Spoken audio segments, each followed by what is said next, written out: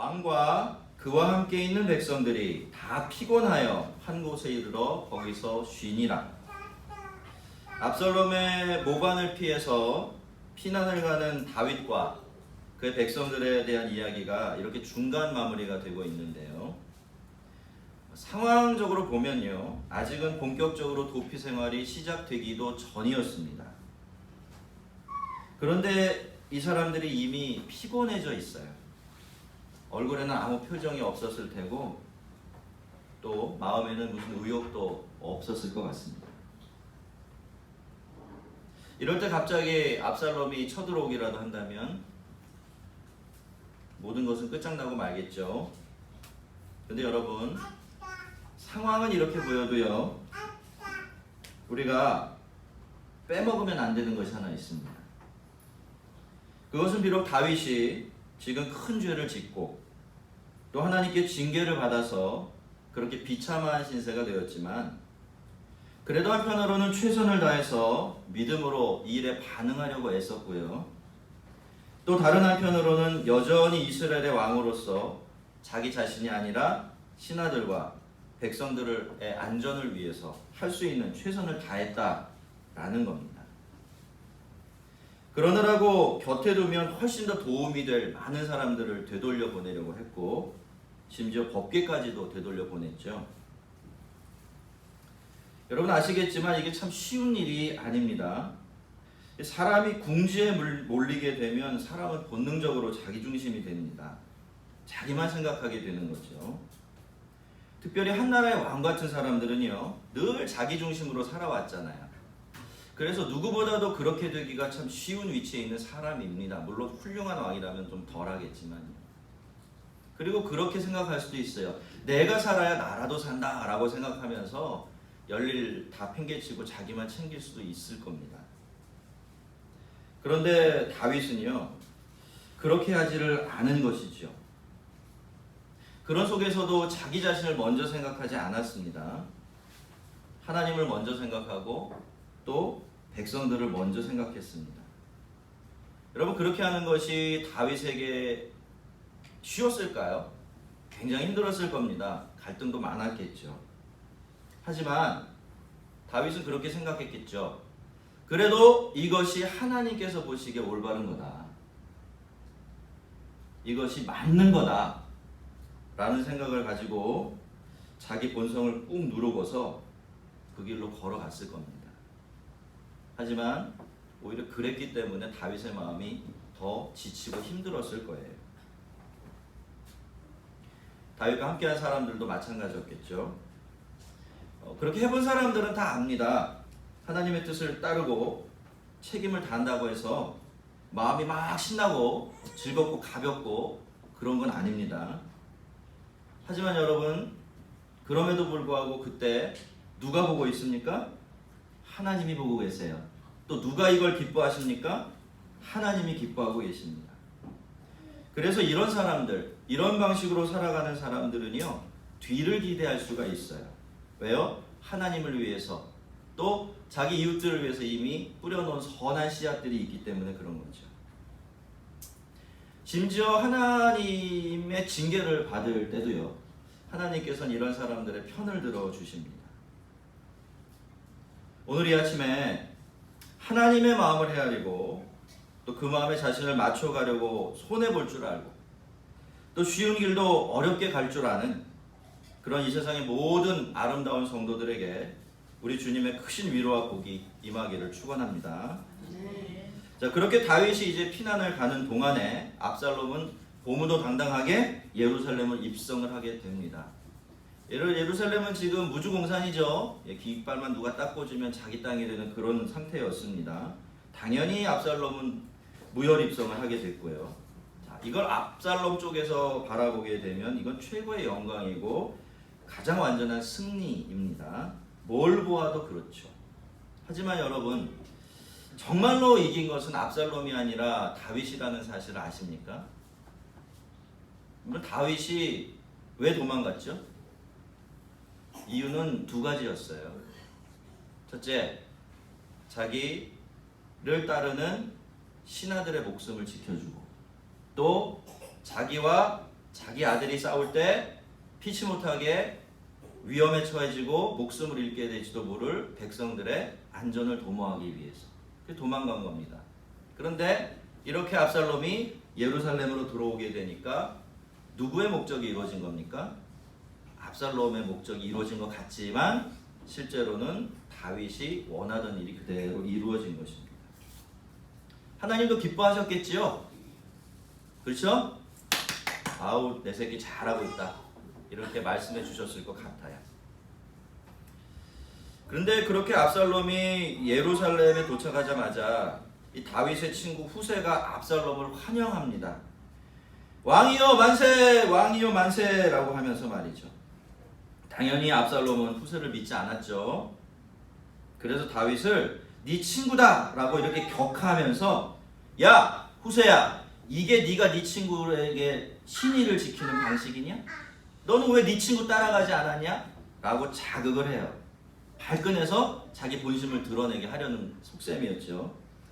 하지만 후세는 전에 당신의 아버지에게 충성한 것처럼 이제는 내가 당신께, 왕의 아들에게, 이제 왕이 된 당신에게 충성하겠다라고 말을 하면서 이 시험을 통과하게 되었고, 압살롬은 후세를 자기의 책사로 받아들이게 됩니다. 근데 여러분, 우리가 앞에서 본 압살롬의 성격이 어땠죠? 굉장히 집요하고 철저한 사람이었어요. 그런데 그런 압살롬이 자기 아버지 친구인 줄 알면서 후세를 단순히 몇 마디 이렇게 이야기 나눠보고 자기 책사로 삼은 게 잘한 것 같습니까? 어떤 것 같습니까? 이게 좀 이렇게 좀 뭔가 이렇게 많이 그 사려 깊은 행동은 아닌 것 같지 않아요? 아마 그렇게 생각했을지도 몰라요. 압살롬은 후세가 아버지 친구이기 때문에 사실은 누구죠? 예, 아히도벨보다 제가 아히멜렉이라고 자꾸 얘기할 것 같아가지고 제가 좀 조심을 합니다. 아히도벨보다 이 후세가 다윗에 대해서 더 빠삭하게 알고 있어요. 그렇죠? 그리고 또 하나, 그렇게 따르던 아히도벨이 다윗을 그렇게 쉽게 등졌다면 누구도, 후세도 충분히 그럴 수 있겠다 싶어서 쉽게 후세를 받아들였었겠지만은 어떻습니까, 여러분? 결과적으로는 압살롬이 속았어요. 속으면 안 되는 포인트에서 절대로 속으면 안 되는 사람에게 속아 넘어간 것입니다. 바울은 이렇게 말한 적이 있습니다. 하나님의 어리석은 것이 사람의 지혜로운 것보다 낫다라고 말이죠. 너무나 당연한 이야기죠. 여러분, 사람이 아무리 철저하고 지혜로워도요, 사람에게는 모르는 것이라는 게 있기 마련입니다. 그리고 앞이 어떻게 될지 전혀 예측할 수가 없어요. 여러분, 악한 사람은 힘이 세지요. 머리도 굉장히 비상합니다. 심지어 건강하고요, 오래 살기도 선한 사람들보다 훨씬 더 오래 살아요. 그래서 그걸 이렇게 지켜보는 선한 사람들이 자꾸 시험에 들어요. 왜요? 세상이 그렇게 돌아가면 안 되기 때문에 그런 거죠. 그런데 여러분, 악한 사람들에게는요, 치명적인 약점이 있습니다. 그것은 그들에게 하나님이 없다라는 겁니다. 이게 제 얘기가 아니라 성경에 계속 이야기되고 있는 얘기예요. 선한 사람들이 하나님 앞에서 믿음을 지키고 양심을 지키려고 살아갈 때 이런 시험이 많으니까 하나님이 미리 말씀해 주시는 거예요. 걱정하지 마라. 너희들의 겉으로 보기에는 악한 사람들이 세상을 다 차지하고 있는 것 같지만 하나님은 누구 편이다? 네 편이다. 그렇게 말씀해 주시는 것이죠. 여러분, 악한 사람에게는 치명적인 약점이 있어요. 그게 뭐라고요? 하나님이 없다라는 겁니다. 그래서 모르는 것, 자기가 다 책임져야 합니다. 자기 힘으로 어쩔 수 없는 부분도 자기가 다 알아서 해야 돼요. 근데 여러분, 모르는 것은요, 사실 모르기 때문에 절대로 책임질 수가 없어요. 어쩔 수 없는 부분은 이미 어쩔 수 없다고 말하는 것처럼 속수무 책입니다. 그래서 악인의 인생은요, 바로 여기서 구멍이 뻥 뚫리게 돼 있어요. 요즘 사람들이 자주 사용하듯이 한 방에 훅 가는 겁니다. 하지만 선하고 의로운 사람들에게는 하나님이 계십니다. 그 하나님께서 그들이 모르고 있고 그래서 전혀 책임질 수 없는 그 부분을 다 커버해 주세요. 그렇게 약한 사람들에게는, 악한 사람들에게는 최고의 단점이, 약점이 될 수 있는 그 부분이 선한 사람들에게는 가장 큰 강점이 될 수가 있는 겁니다. 안 그럴 것 같지만 살아보면 희한하게도 그렇게 되더라고요. 물론 가끔은 드물게 제 경험이기도 하지만 예외적인 경우도 있어요. 근데 여러분, 예외는요 생각보다 많지 않아요. 그래서 그 예외 때문에 우리가 압살롬의 길을 가는 건 굉장히 위험하고 어리석은 일이 될 수밖에 없습니다. 그리고 여러분, 이건 안 비밀인데요. 안 비밀이에요. 하나님께서는 그런 예외적인 일들마저도 결국에는 우리의 인생이 선이 되게 하시고 영광이 되게 해주십니다. 시간이 좀 걸려요. 제가 살아보니까 그렇더라고요. 시간은 좀 걸립니다. 그런데 하나님을 위해서 선한 씨앗을 뿌려놓은 것, 힘들지만 그 길을 갔던 것 절대로 무효되지 않습니다. 압살롬은 아히도벨에게 내가 다음에 해야 될 일이 뭐냐라고 묻죠. 그런데 이때 아히도벨로부터 돌아온 계책이 엄청난 겁니다. 너무나 충격적이었죠. 왕궁의 옥상에다 침상을 가져다 놓고 백주 대낮에 아버지의 후궁들과 잠자리를 가지라고 한 거예요. 그렇게 하면 지금 압살롬을 따르고 있는 압살롬 쪽에 있는 사람들이 이제 압살롬이 완전히 다윗하고 갈라섰구나, 저짓거리를 해놓고 다윗과 다시 화해할 리는 없겠구나 라고 생각을 하면서 더 압살롬에게 충성을 보일 거다 라고 이야기한 건데요.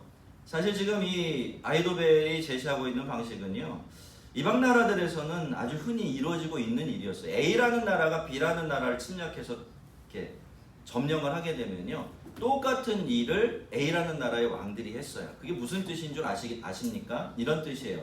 후궁들은 왕의 아내예요. 그죠? 왕의 가족입니다. 그 가족을 자기가 취하면 어떻게 되는 거죠? 그 가족의 가장이 자기가 되는 거죠. 그러니까 이건 그 당시 어떤 뜻이었냐면, 공식적으로 지금부터 이 나라는 누구 거다? 내 거다라고 점령 국가가 피점령 국가에 대해서 선포하는 그런 행동이었던 것인데요. 근데 이게 그 당시 이방 나라들에게서는 너무나 당연하게 행해지는 일들이기도 했지만, 여러분, 이스라엘은 이방 나라가 아니죠. 이스라엘은 하나님의 나라예요. 그래서 반드시 지켜야 될 선이라는 게 있는 겁니다. 근데 하나님께서 분명하고 완전하게 선을 그어 놓으신, 아주 엄하게 금해 놓으신 게 하나 있어요. 그게 뭐냐? 어떤 경우에라도 아들이 아버지의 아내를 취하는 일, 엄마 얘기하는 게 아니에요. 아버지의 아내, 이렇게 얘기하면 후처들을 이야기하는 거죠. 그죠? 절대로 손을 대면 안 되라고 딱 선을 그어 놓으신 거예요. 아주 엄하게. 근데 그날 아히도벨의 이야기를 듣고서 이 압살롬은 그 선을 넘어가게 된 겁니다. 아히도벨의 계략을 따른 것이죠. 자, 그러면 여러분, 압살롬은 왜 이런 말도 안 되는 일을 저지른 것일까요? 그것은 우리가 이미 보았듯이 압살롬이 사람들의 마음을 얻는 일에 대해서 굉장히 집착하는 인물이었기 때문이에요. 물론 사람의 마음을 얻어야 자기가 쉽사리 왕이 되겠죠. 그런 점도 있었겠지만 압살롬은 자기 안에 있는 집착을 이겨내지 못해서 그 유혹을 물리칠 수가 없었던 겁니다. 여러분, 집착, 사람들은 다 집착이라는 걸 가지고 있는 모양이에요. 저에게도 집착이 있습니다. 늘 인식하고 살아요. 이 부분에서 무너지고 허물어지기가 쉽기 때문에. 여러분, 집착은요, 우리가 어떤 목적을 이루는데 도움이 되기도 하지만 이제 잘못하면 우리를 굉장히 영적으로 취약한 사람으로 만들어요. 도덕적으로 그 부분에서 늘 무너지게 만듭니다. 우리의 약점을 잘 아는 사탄이 늘 그곳을 공격하기 때문입니다. 그런데 여러분, 집착이라는 것을 따지고 보면 어떤 마음이죠? 이것 아니면 안 돼 라고 말하는 마음이에요. 그죠? 집착이 별게 아니에요. 따지고 보면 이거 없으면 안 돼, 이거 아니면 안 돼 라고 생각하는 그런 사고방식이죠.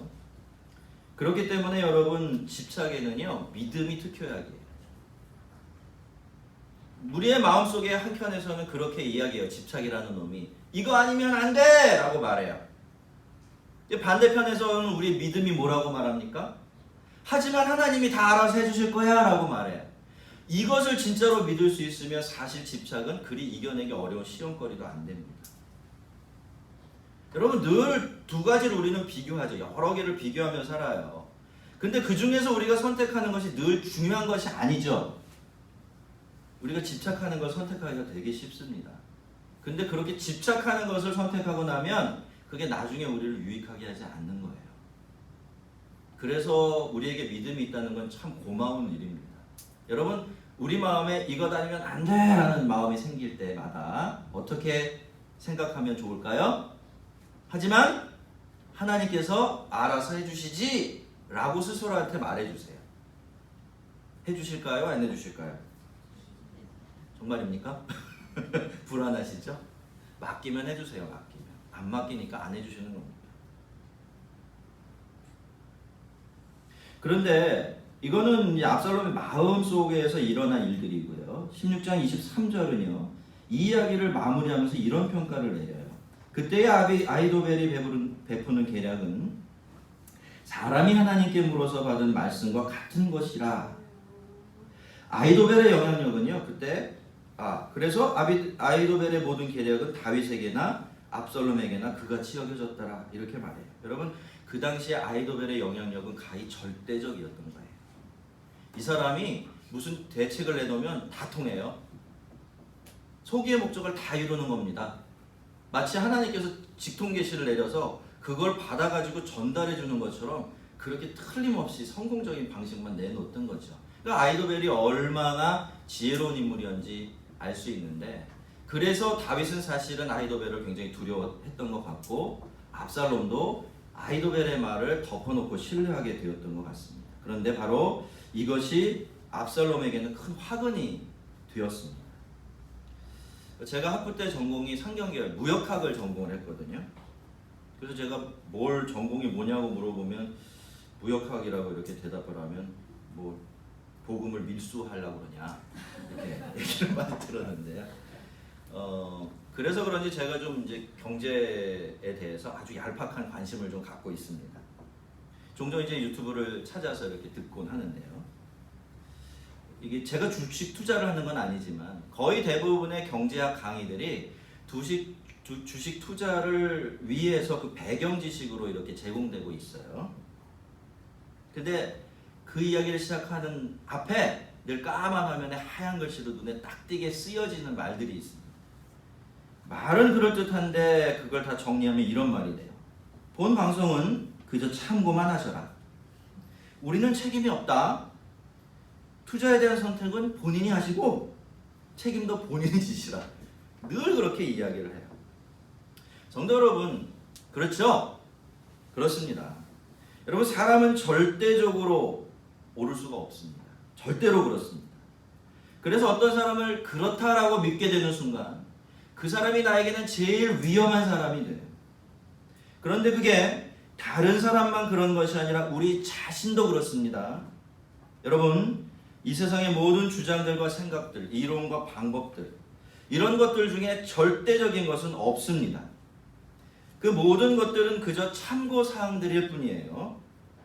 압살롬은 아히도벨을 무조건 그리고 절대적으로 신뢰했습니다.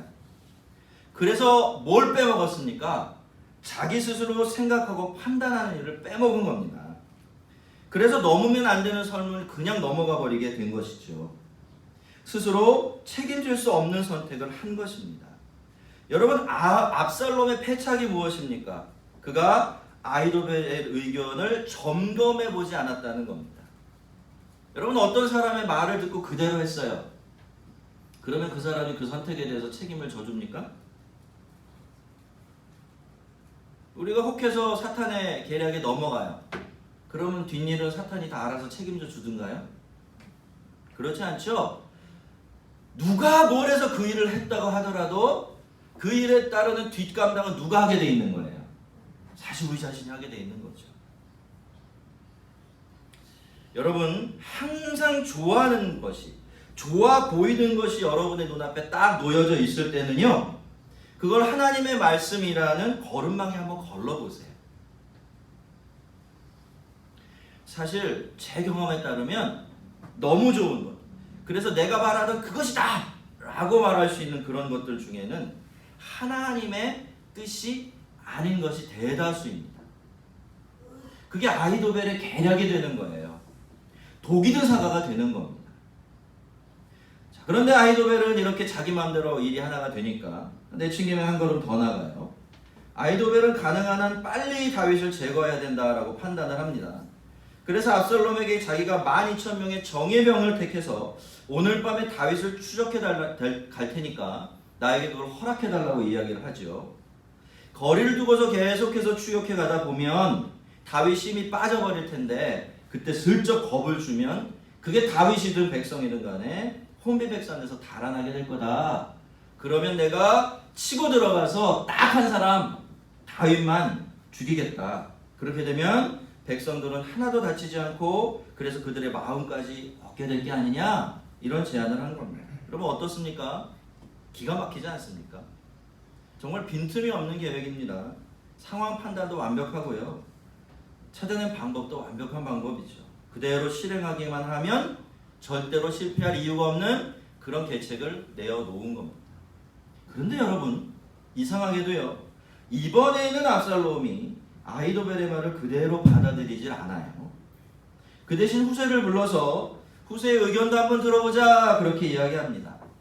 분위기가 좀 심상치 않게 흘러가고 있죠. 여러분, 압살롬이 슬슬 지금 아히도벨을 견제하고 있는 겁니다. 그래서 압살롬은 아히도벨의 계략을 좋게 여기면서도 후세를 다시 부른 거죠. 성도 여러분, 왜 우리가 하나님과 사람들 중에서 하나님이 아닌 사람을 따르면 안 됩니까? 사람은요, 근본적으로 믿을 수가 없어요. 이 사람이 꼭 악하기 때문에 그런 것뿐만이 아니라 사람은 늘 현실의 논리 속에 갇혀있기가 쉽기 때문에 그래요. 아무리 뛰어나고 탁월한 인물도 현실을 넘어설 수 있지는 않지 않습니까? 그러니까 어때요? 전적으로 믿다가 또 어느 순간에는 가장 크게 의심하는 사람이 되어버릴 수도 있는 거예요. 근데 여러분, 하나님은 어떠십니까? 하나님은 그렇지 않으시죠? 하나님은 현실에 묶여 계신가요? 그렇지 않아요.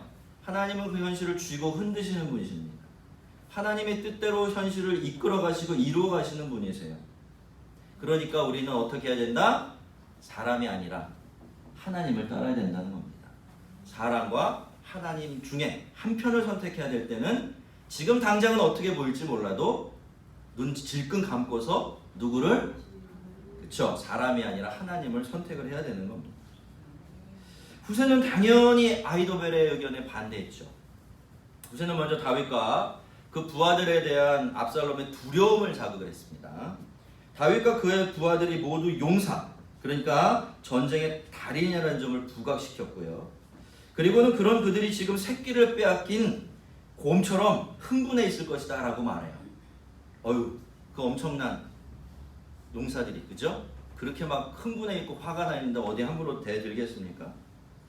그리고 다윗도 바보가 아니라면 기습을 예상하고 있을 것이고, 그래서 비밀스러운 곳에서 혼자 잠을 자고 있을 텐데, 그렇다면 아히도벨식의 기습 방법은 실패하기가 쉽지 않겠냐.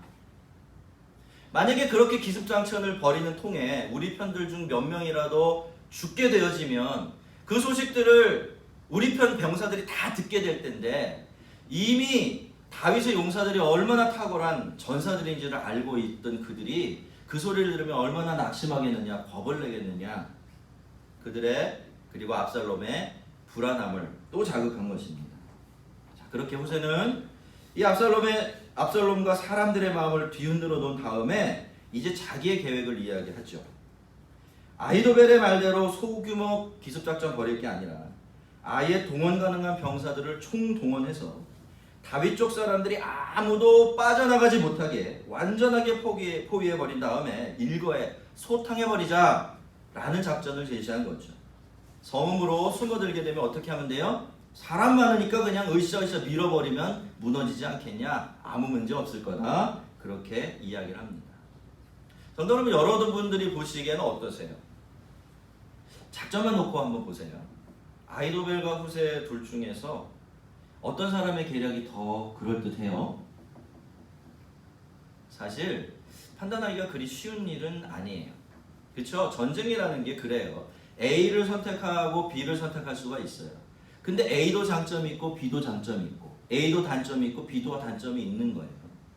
그러니까 소규모 기습작전하고 대규모 토벌작전은 나름대로의 장점과 단점이 있기 때문에 뭘 함부로 옳다라고 이렇게 선택하기가 어려운데요.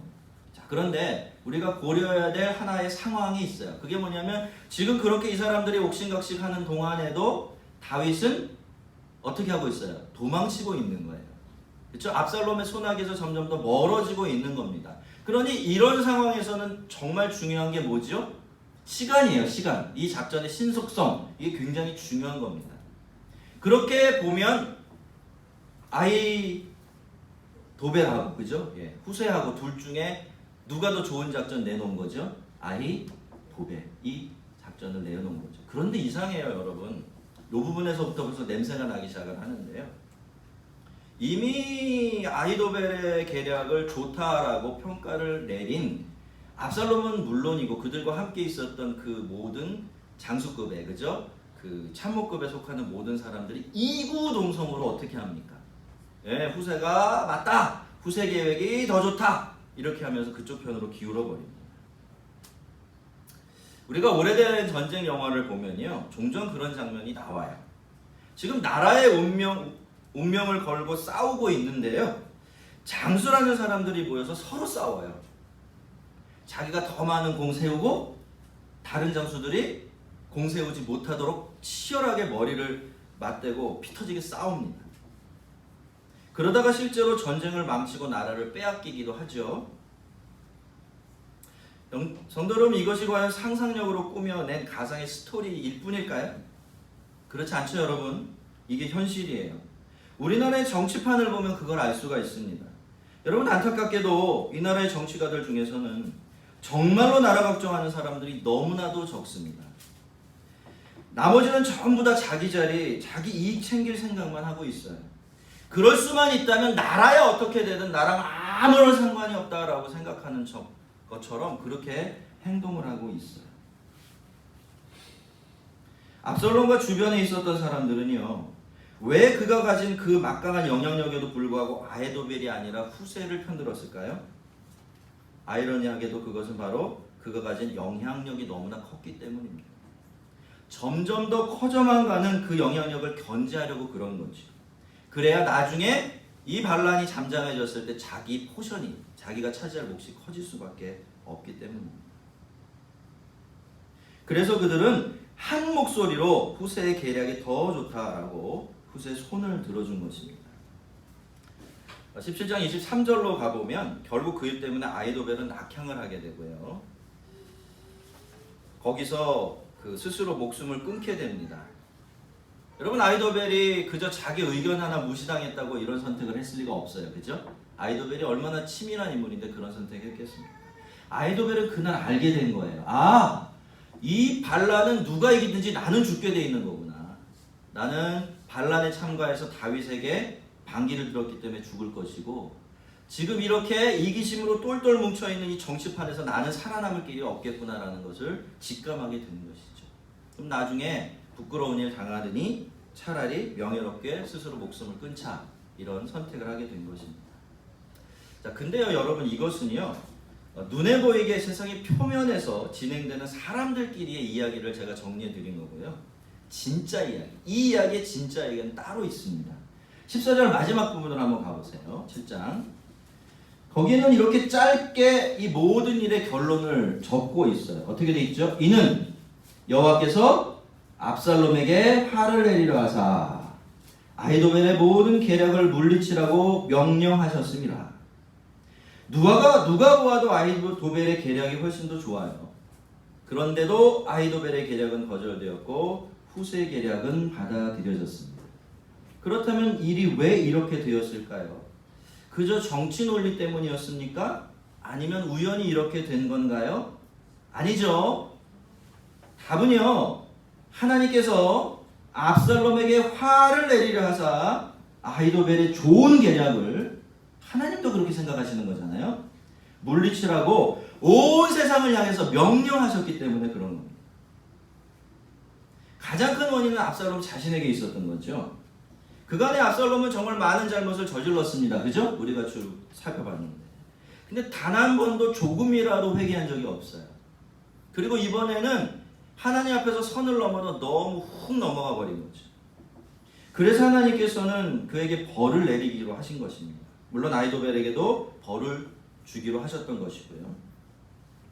그래서 하나님은 아이도벨의 좋은 길이라 물리치라고 명령하셨고, 그래서 일이 이렇게 되어버린 것입니다. 여러분, 하나님은요 대개 모든 일의 뒤에 계세요.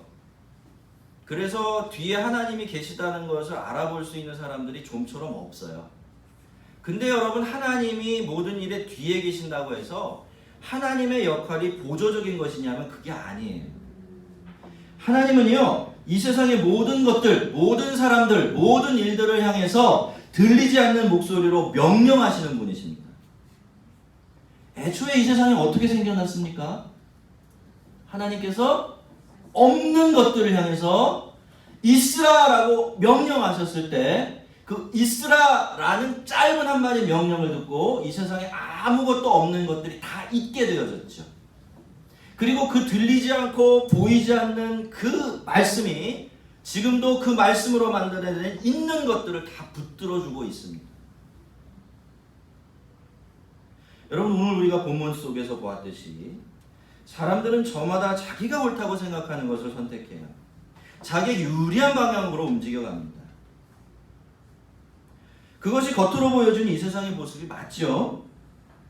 그래서 이 세상은요 사람의 의지와 욕심 그리고 힘의 논리가 전부인 것처럼 보여지는 게 사실입니다. 하지만 이 세상 모든 것들, 이 세상의 모든 일들에 대해서 명령하실 수 있는 명령권자는 누구밖에 없습니다. 우리 하나님밖에 안 계세요. 그리고 하나님께서 명령하시면 이 세상의 모든 것들, 모든 사람들, 모든 일들은 다 하나님의 명령에 순종하게 되어 있습니다. 우리 인생도 그렇겠죠? 우리 인생도 결국에는 하나님께서 명령하신 대로 될 겁니다. 세상이 아무리 복잡해도요, 사람들이 얼마나 악하고 이기적이라고 해도 이 세상과 우리의 인생은 하나님의 뜻을 벗어날 수가 없어요. 아무도 아멘을 안 하시네요. 왜요? 여러분, 너무 좋은 거예요, 사실. 우리가 하나님의 뜻을 벗어날 수 없는데 그게 얼마나 좋은 거죠? 조금 이따가 말씀드리겠지만 요거 하나만 잘하면 이건 정말 수지 맞는 인생이 되는 거예요. 여러분, 우리의 인생은 하나님의 명령을 벗어날 수 없어요. 하나님의 뜻을 벗어서 뛰쳐나갈 수가 없는 겁니다. 그러니 어떻습니까? 당장의 이익이나 유불리에 따라서 움직이는 것이 아니라 흐름을 잘 타야 돼요. 하나님이 가시는 방향을 잘 헤아리고요. 그 방향으로 가야 하는 겁니다. 다윗처럼 하나님의 징계를 받고 있거나 고난 중에 있을 때도 말이죠. 그러면 모든 것을 명령하시고 모든 일을 당신의 명령대로 되게 하신 하나님께서 우리 편이 되어 주십니다. 왜요? 우리가 그렇게 하기 힘들 때 우리가 주님 편에 섰잖아요. 하나님이 나 몰라라 하실 수가 없어요. 그러니까 하나님이 그 다음엔 우리의 삶으로 개입해 들어오시는 거죠. 말씀으로 천지를 지으신 하나님께서 그 능력의 말씀으로 편들어 주시는 복된 인생들이 꼭 되시기를 바랍니다. 여러분, 다시 말씀드리지만 하나님은 눈에 보이지 않으세요. 하나님의 명령은 귀에 들리지 않아요. 하지만 이 세상 모든 일들은 하나님의 명령대로 하나님의 뜻대로 되어져 가고 있습니다. 여러분, 그렇지 않다고 생각하시다면 하나님 믿지 마세요. 불안해서 못 믿습니다. 그렇지 않아요? 하나님의 뜻대로 안 되는 게 많은데 우리가 어떻게 하나님 믿고 살아요? 그거는 바보 같은 선택을 한 거예요. 사실입니다, 여러분. 모든 일은 하나님께서 명령하고 계시고요. 하나님이 명령하신 대로 되어가고 있습니다. 그러니 우리가 뭘 잘해야 된다고요? 흐름을 잘 타요. 따라해 봅시다. 흐름을 잘 타자. 네, 주식 투자나 부동산 투자 흐름만 잘 타지 말고, 네? 그런 건 안 타도 돼요. 지금 다 망했잖아요. 다 망했어. 난리 났어요 지금. 여러분, 신문에서 보도란에서 지금 엉망진창이에요 지금. 나라 경제가 다 돈이면 될 줄 알고 돈 하고 따라갔더니 돈이 무너져버리고 남는 게 없는 거예요. 흐름을 잘 타야 돼요. 무슨 흐름? 속으로 또 부동산 이러면 안 돼. 이제는 철 좀 드십시다. 세상이 우리에게 보여주고 있어야 그러면 안 된다고, 다 망한다고, 그러다 다 죽어 이렇게 얘기했잖아요. 한 번도 안 웃으는데 오징어 게임 안 보셨어요?